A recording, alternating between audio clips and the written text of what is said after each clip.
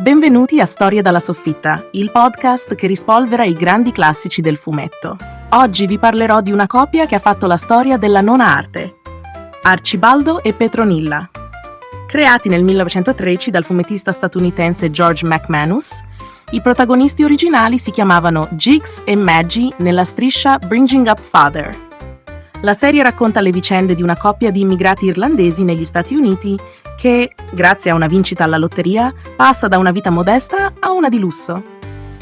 Arcibaldo, ex operaio in una fabbrica di mattoni, desidera mantenere le sue abitudini semplici e frequentare i vecchi amici al bar.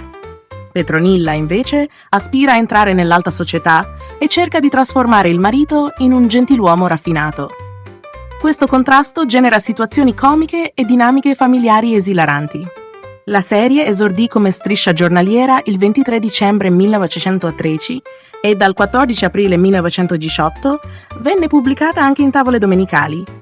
In Italia, Arcibaldo e Petronilla apparvero per la prima volta nel 1921 sul Corriere dei Piccoli, dove i balloon venivano sostituiti da didascalie in rima, secondo lo stile dell'epoca.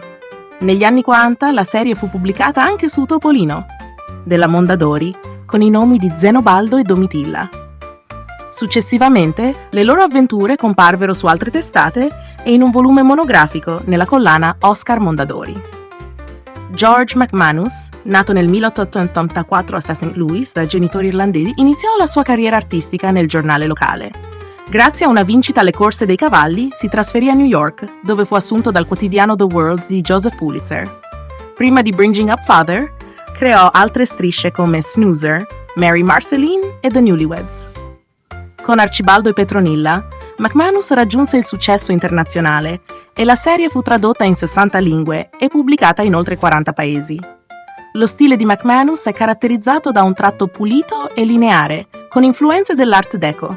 Le sue vignette sono ricche di dettagli, soprattutto negli sfondi e negli arredi, riflettendo l'opulenza della nuova vita dei protagonisti. I personaggi sono disegnati con espressioni esagerate, enfatizzando la comicità delle situazioni.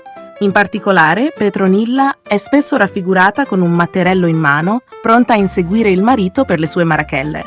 Arcibaldo e Petronilla ha avuto un impatto significativo sulla cultura popolare, influenzando altre opere e adattamenti. Dalla serie sono stati tratti adattamenti animati, una commedia teatrale e diversi film, tra cui uno nel 1928 e altri 5 negli anni 40. Nel 1995 la serie è stata inclusa nella serie commemorativa di francobolli statunitensi Comic Strip Classics. Personalmente, trovo affascinante come Arcibaldo e Petronilla riesca a rappresentare, con ironia e intelligenza, le dinamiche familiari e sociali del tempo.